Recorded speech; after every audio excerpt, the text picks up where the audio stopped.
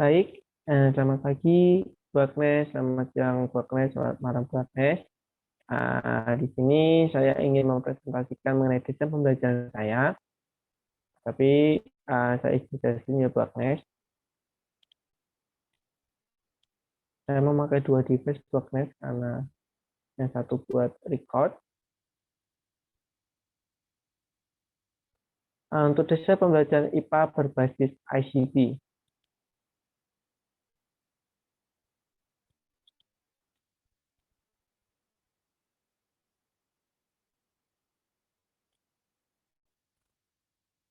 Baik, untuk kelas 4 ada kompetensi dasarnya, yaitu ada fisika dan biologi. Fisika yaitu memahami sifat-sifat bunyi melalui pengamatan dan keterkaitannya dengan indera pendengaran. Kemudian di biologi ada 3.7 mendeskripsikan hubungan antara sumber daya alam dengan lingkungan, teknologi, dan masyarakat. Kemudian untuk indikator di sini ada semua sudah hot. Yang pertama yaitu fisika 35.1 memperinci sifat-sifat bunyi, itu adalah di C4. Kemudian 3.5.2 yaitu menyimpulkan sifat-sifat bunyi. Kemudian untuk di C5, kemudian yang di biologi yaitu 3.7.1 yaitu menggunakan hubungan antara sumber daya alam dengan lingkungan, teknologi, dan masyarakat, ada C4. Kemudian 3.7.2 yaitu menyimpulkan hubungan antara sumber daya alam dengan lingkungan, teknologi, dan masyarakat. Kemudian mengenai tujuan pembelajarannya, tujuan pembelajaran yaitu 35.1.1 setelah mendengar penjelasan dari guru, peserta didik mampu memerinci sifat-sifat bunyi dengan tepat. Kemudian setelah menyaksikan video pembelajaran tentang percobaan sifat-sifat bunyi, peserta didik mampu menyimpulkan sifat-sifat bunyi dengan tepat. Kemudian di biologi ada setelah mendengarkan penjelasan dari guru, peserta didik mampu menguraikan hubungan antara sumber daya alam dengan lingkungan, teknologi, dan masyarakat dengan tepat. Kemudian 3.7 peserta didik mampu menyimpulkan hubungan antara sumber daya alam dengan lingkungan, teknologi, masyarakat dengan tepat. Baik, langsung ke materi pembelajaran. Materi pembelajaran itu ada di fisika itu pengertian dan sifat-sifat bunyi. Kemudian untuk biologi yaitu hubungan sumber daya alam antara sumber daya alam dengan lingkungan, teknologi, dan masyarakat. Nah, pendekatan dan metode pendekatan yang saya pakai yaitu tematik, integratif, dan saintifik.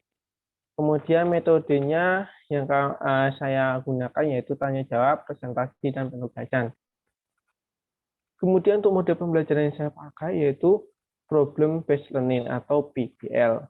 Untuk keterangan lebih lanjutnya akan saya jelaskan di slide berikutnya atau slide selanjutnya nanti. Kemudian media, alat, dan bahan dan sumber belajar. Untuk media ada PowerPoint. PowerPoint ini saya gunakan untuk sebagai media untuk menyampaikan materi yang di dalamnya ada video nanti ada link YouTube-nya di situ. Kemudian untuk Google Form itu adalah untuk soal uraian, soal evaluasi, kemudian LKPD juga, kemudian ada bahan ajar. Bahan ajar itu digunakan untuk siswa sebelum memasuki kelas atau sebelum H-1 nanti saya akan memberikan bahan ajar, kurang lebih seperti itu gambarannya. Kemudian alat dan bahan, itu ada buku, laptop, dan alat tulis. Kemudian sumber belajar, ini yaitu pengalaman siswa sendiri, karena pengalaman siswa itu sangat berpengaruh. Kemudian internet itu diambil dari sumber-sumber terpercaya juga. Kemudian di bahan ajar. Kemudian teori belajar yang saya pakai di sini yaitu belajarnya Piaget, yaitu kognitif. Piaget yaitu mempelajari tentang perkembangan intelektual berdasarkan struktur intelektual individu yang terbentuk sebagai hasil interaksi dengan lingkungannya. Berdasarkan PIAC, anak di usia kelas 4 SD, yaitu sekitar umur 9 sampai 10 tahun, yaitu masuk dalam operasional konkret. Artinya, anak-anak pada usia tersebut harus mengenal benda-benda konkret agar anak-anak mudah untuk memahaminya. Karena jika anak-anak diberikan hal-hal yang abstrak atau sulit untuk dipahami, anak-anak akan kecenderungan mengalami kesulitan.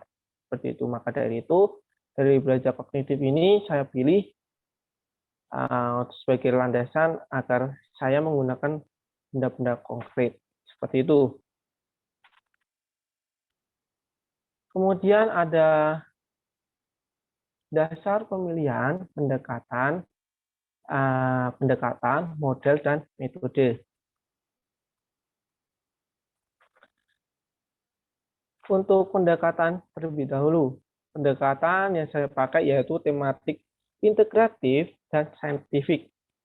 Pembelajaran tematik atau pembelajaran terpadu adalah suatu konsep pembelajaran yang melibatkan beberapa mata pelajaran untuk mendapatkan pengalaman yang bermakna bagi anak. Karena pembelajaran yang akan dikembangkan itu akan mengembangkan ranah kognitif, kemudian afektif, dan psikomotor. Jadi itu sangat bersinambungan dengan teorinya PIAC tadi, yaitu teori belajar kognitif. Nah, kemudian yaitu ada pembelajaran dengan pendekatan saintifik. Ada proses pembelajaran yang dirancang sedemikian rupa agar peserta didik secara aktif mengkonstruksi konsep, hukum atau prinsip melalui tahapan-tahapan tertentu, mengamati, menemukan masalah, merumuskan, mengajukan, atau merumuskan hipotesis dan sebagainya. Nah, saintifik ini akan cocok dengan yang nanti akan saya jelaskan mengenai model yang saya pakai. Maka dari itu saya memakai pendekatan di saintifik ini, yaitu cocok juga dengan teori belajar yang saya pilih tadi. Kemudian model, baik. Nah, model ini yaitu saya memakai problem based learning atau pembelajaran berbasis masalah adalah sebuah metode yang mengenalkan siswa pada suatu kasus yang memiliki keterkaitan dengan materi yang dibahas. Siswa kemudian akan diminta untuk mencari solusi untuk menyelesaikan kasus atau masalah tersebut. Baik, siswa dalam metode PBL ini saya pilih karena nanti di pembelajaran atau saat mengajar nanti saya akan memberikan sebuah masalah yang tentu saja keterkaitannya dengan materi yang nanti itu adalah masalah yang konkret agar anak pada akhirnya anak akan mencari solusinya sendiri. Seperti itu. Jadi memang ada berkesinambungan antara teori belajar, kemudian pendekatan, kemudian model dan sebagainya. Kemudian untuk metode ini adalah ada tanya jawab, presentasi, dan penugasan. Tanya jawab ini digunakan untuk menemukan solusi, kemudian dan sebagainya. Kemudian presentasi ini mengajarkan anak-anak untuk sikap yang baik saat presentasi dan sebagainya. Dan penugasan ini nanti terdiri dari tes dan sebagainya atau LKPD. Seperti itu. Nah, kemudian dasar pemilihan media, alat, dan bahan, dan sumber belajar. Media yang saya gunakan yaitu PowerPoint, Google Form, YouTube, dan bahan ajar. PowerPoint ini nanti pada dasarnya akan berisi materi. Ada 2 jenis PowerPoint.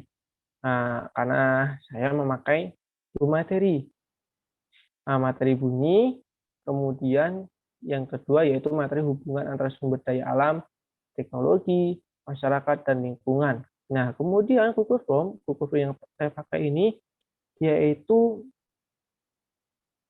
Untuk LKPD, kemudian untuk tes, soal evaluasi dan sebagainya, dan YouTube, kemudian dan bahan ajar. Nah, dasar pemilihan media-media ini karena memang pada dasarnya mudah untuk diikuti oleh siswa.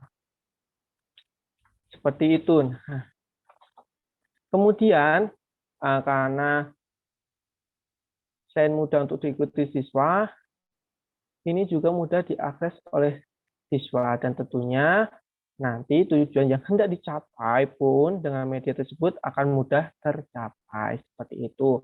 Itu dasar pemilihan saya menggunakan media ini.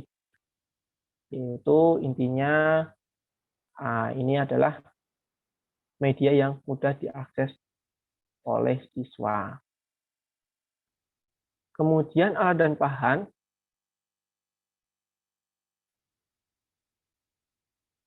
Mohon maaf, Bu Agnes, ini alat dan bahan yang saya pakai yaitu laptop, alat tulis, dan buku. Nah, mohon maaf Bu Agnes, ini tidak tertulis ternyata.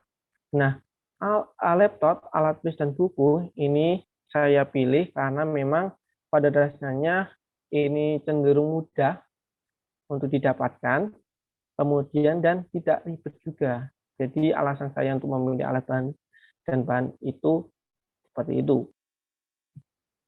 Kemudian yang terakhir ada media yang berbasis ICT. Saya akan berikan contohnya, yaitu mengenai PowerPoint dan bahan ajar. Tentunya Google Form juga ya, Bagnes. Kemudian PowerPoint. Nah, PowerPoint seperti yang saya bilang tadi bahwa PowerPoint ada dua jenis, yaitu mengenai materi bunyi dan materi sumber daya alam. Nah, untuk materi bunyi di dalamnya terdapat video yang saya ambil dari YouTube, yaitu mengenai percobaan sifat-sifat bunyi. Itu kemudian untuk sumber daya alamnya, materi sumber daya alam itu tidak ada YouTube, tetapi ini bagian dari media ICT.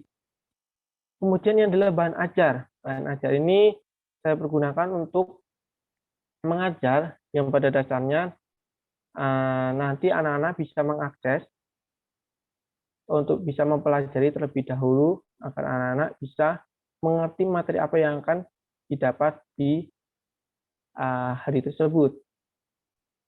Ini adalah bentuk bahan ajar yang sudah saya buat. Sebenarnya bahan ajar ini mudah untuk dipahami oleh siswa. Seperti itu.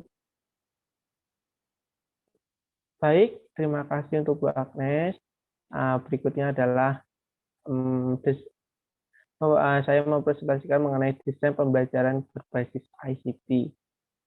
Sekian dari saya. Terima kasih.